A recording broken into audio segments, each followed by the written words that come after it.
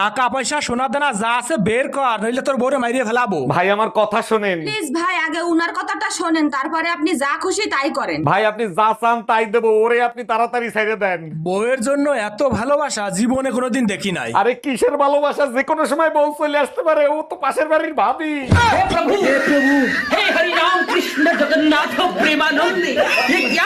আরে ডাক্তার অসুস্থ আমি, আমাকে বললে সমস্যা কোথায়? আচ্ছা ঠিক আছে, আমার বউর সাথে কথা বলেন। এই দেখো তো ডাক্তার কি বলে। হ্যালো ডাক্তার, কি হয়েছে ওর? আপনার স্বামীকে যদি বাঁচাতে চান তাহলে তার সেবা যত্ন করুন, কোনো কিছু তার কাছে চাইবেন না। ও আর একটা কথা, ঝগড়া একদমই করবেন না। এই ডাক্তার কি বললো, কি হয়েছে আমার?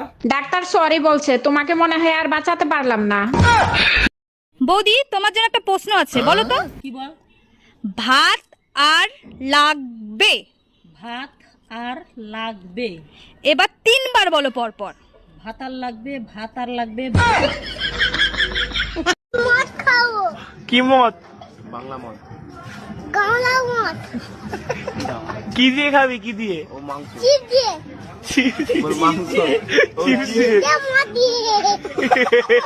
আচ্ছা, কালকে যখন তুমি বাসায় আসছো টুম্পা ভাবিরে ওই সময় বাসায় আসতে দেখলাম, কাহিনী কি? কি বলতে চাও তুমি? টুম্পা ভাবির নিয়ে আমি কক্সবাজার গেছি? আমি সে কথা বলি নাই, টুম্পা ভাবির চার্জার নাকি তোমার কাছে, সেটা নিতে আসছিল। তার তো চার্জারই নাই, সে তো সারা রাত আমার চার্জার দিয়ে চার্জ দিছে। Bye bye, tata, good bye, Gaya.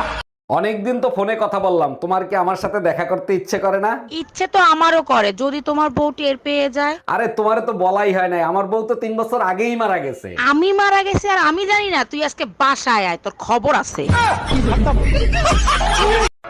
তোমার বয়স কত? 18। মুখ কাছে আনো, কাছে আনো। কোনো চিন্তা করো না, আগামী চাঁদের প্রথম রাইতেই তোমার বিয়ে হয়ে যাবো। এই, তোমারে কতবার বলেছি যে ঘরে এইভাবে পা নাড়াবে না? কেন পা নাড়ালে কি হয়? বিপদ আসে। নাও, বিপদ চলে এসছে, যাও গিয়ে দেখো। আরে তুমিও না, সত্যি কোথা থেকে যে পাও এসব? আরে আপনি আসেন আসেন আসেন। এই কে এসছে গো? তোমার মা।